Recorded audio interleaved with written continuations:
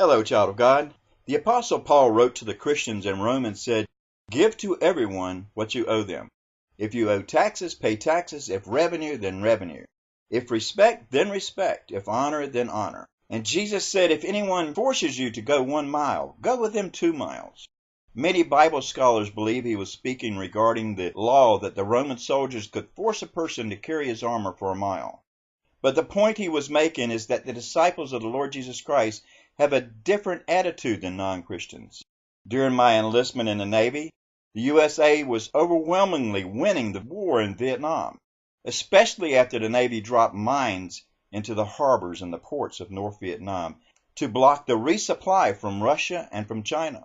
However, the USA totally lost the Vietnam War in Washington, D.C., as the political powers surrendered in order to get votes and win elections. The military personnel in my day were treated like the enemy and called murderers of children. America hated the uniformed soldier. Vietnam was a very unpopular war politically. Even after the war, the POWs were deserted and abandoned, and many could have been recovered and returned to their families. America turned its back and left behind thousands of the Vietnamese American children of the soldiers to be murdered along with the South Vietnamese soldiers that were friends and fought beside the American soldiers. They were murdered by the North Vietnamese Communist. During this time, Hollywood copied this theme and turned this theme into the Rambo movies, made millions.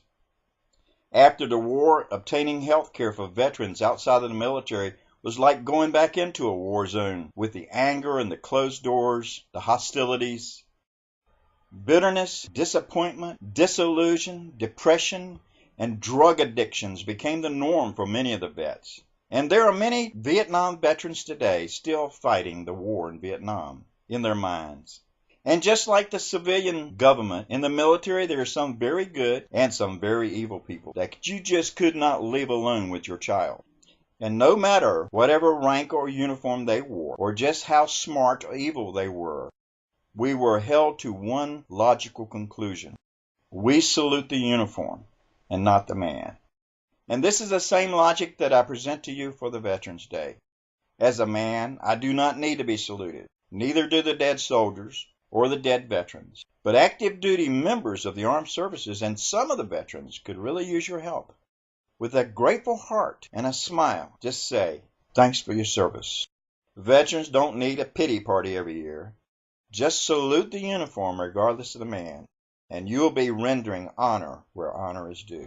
Each year we set aside Veterans Day to honor all the men and women who have served our country in uniform.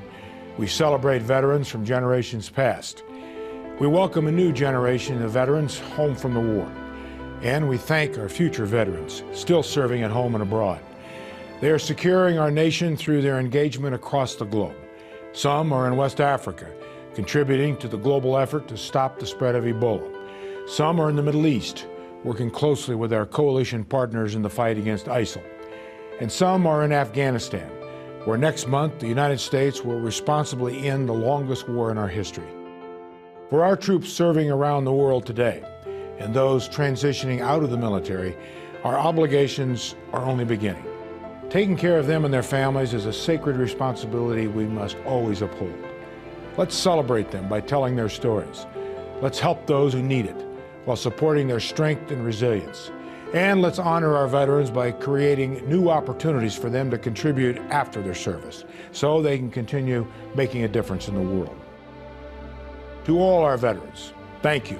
Thank you for everything you've done for our country. You're among the best our nation has to offer.